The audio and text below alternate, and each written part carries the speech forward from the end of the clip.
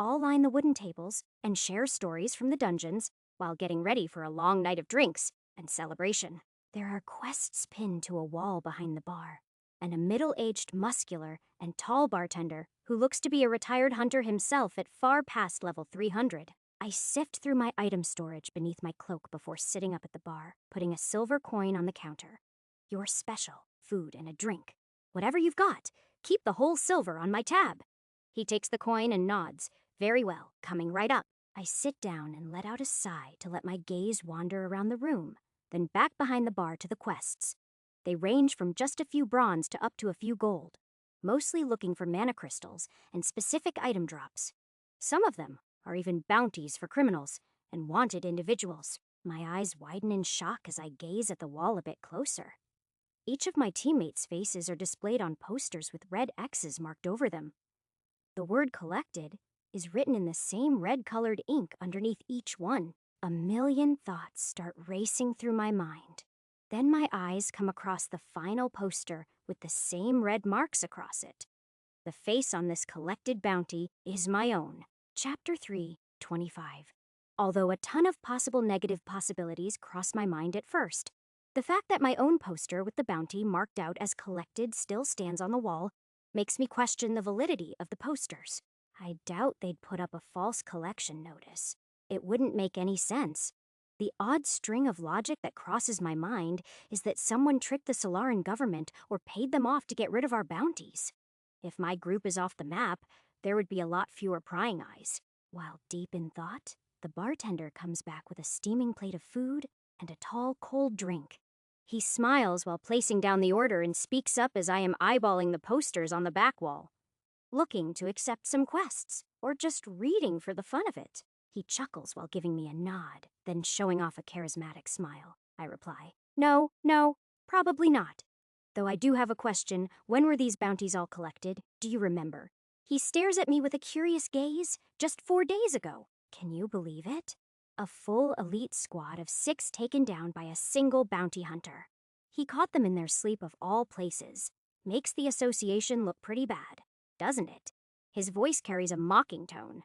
But I only smirk back to play along. If what he said is the story the city is going with, that only confirms my theory further. This is definitely a cover-up. My assumptions are leading me to believe the Galeheart Mercenary Guild owner has a lot to do with all of this. It also gives me a pretty clear idea of how fast my hibernation time was sped up. Still, I need to get more answers. I laugh with him and start to dig into my meal before taking the conversation any further. Say, what is the fastest way to get to Sector 1 from here? I need to meet a friend. The bartender continues pouring a few drinks for another customer at the other end of the bar, but turns to reply. Sector 1. You'll have to take the train outside the walls. It'll cost you a few silver at most. Ever since the surges started, the central terminal has been abandoned. He grins and looks up at the ceiling, thinking of something. Then turns back to me and continues. Where to in Sector 1? I've only been a few times in my younger years, but I've heard it is nearly 10 times the landmass as our 4th sector here. I remember back to the first time we entered the Dark Continent. The train we rode on to get here didn't seem to be at its last stop. It would make sense for it to continue running around the entire continent. That is one possible option, but there must be more. There is a faster, more direct way to get there, right? He takes 2 tall glasses of brightly colored mixed drinks to a couple at the other end of the bar, then comes back to answer. Sure. If you don't want to spend a few days or even a week of travel time, I am sure you could pay the Solaran government office a visit. They have some transport crystals available for sale, but they're far too pricey for the normal citizen to buy. I raise an eyebrow. How much? He shrugs while taking another person's order. Depends on the season and how high in demand they are. Usually no less than 10 gold for a one-way trip. But considering all the tension lately, I wouldn't be surprised if that price tripled, or possibly more. I wince at the prices, considering I just spent a small fortune at the auction. It was well worth it, but burned all of my cash in one purchase. Right now, I don't have more than a dozen gold left over on me. It is more than enough to live off for a long time, but I am sure a day or two of farming could net me enough to build up my stash again. Plus, have enough to buy a transport crystal to Solara. On second thought, I will take on a few of those quests. He smirks, pointing at some of the newer-looking posters. I knew you'd come around to it. It is that look in your eyes. A man can't hide his ambitions from another man's gaze. What level are you at? I'll pick out the best ones for you. I pause, but take a sip of my drink to think in the brief moment of silence. Even white out the transport crystal in mind. Building up my gold storages would be a smart thing to do. It never hurts to have more cash on hand. Whatever your top quests are, I'd like to buy that transport crystal soon. So, the highest gold in the shortest time. The difficulty doesn't matter. The bartender soon turns around with a pile of papers, all with recommended level ratings on them, outlining the monsters that drop each item, their apparent drop rate, and finally, the total payout on each of them. He speaks up again as I continue sifting through the papers. Here is a copy of all the quests recommended for level 200 and above. They'll get you the cash you are looking for in no time. Back in my prime, I remember profiting a few gold every month off quests like these. Once you've collected the recommended materials, you can bring them back here to the bar. It is much less crowded in the morning hours, so I recommend coming then. He points to the far side of the long room. There is another counter, flooded with even more papers and quests. Either me or one of the newer recruits will be on duty. Most of the mana crystal quests and higher-ranking monster drops are backed by the city, so bring as much loot in as you'd like. As long as it meets the quest requirements, we can pay in full. I look up from the papers, giving him a nod.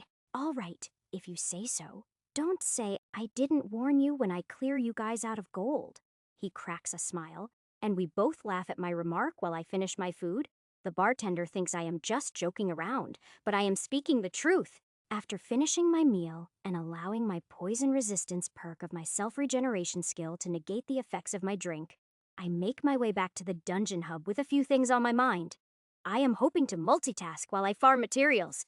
By multitask, I mean I'd like to get some extra training in while collecting the loot dropped from these low-level mobs. What better way to do so than allow Ember to teach me how to wield demonic energy, to make sure there is a source to replenish my stores. I wait outside the outer ring of the dungeon hub square, intermittently turning my demonic energy manipulation skill on and off to wait for a unit or two to show up. The moment one finally does, I pinpoint the dungeon where it leaks from and check it out. There is at least one or more quests for every high-level dungeon here, so I am in luck. It happens to be one of the level 250 to 300 dungeons. The guard gives me a peculiar warning after I show him my concealed and edited status. Careful not to go too far northwest from the entrance. There have been some unusual disappearances from squads in that direction. I reply, but don't bat an eye. Understood. Then walk down the shielded steps and enter the dungeon. It is very familiar to one of my old training grounds back in Vice City, a Minotaur dungeon.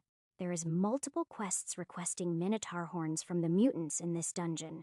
Apparently only one of 20 mobs are mutants, and just one of 10 drop a horn after defeat, on average. That means only 0.5% of monsters I encounter will drop what I am looking for. This is a low drop rate, but for the multiple gold being offered for just 1 to 3 horns per quest posting, it's one of the most alluring offers to take. With flat ground and minimal patches of trees, I do a scan of enemy detection and inspect to make sure no other hunters are present before opening my spatial magic to let Ember come out. Once he does, we fly deep into the dungeon, directly in the direction the guard warned us about. It is where the demonic energy is pulsing the strongest.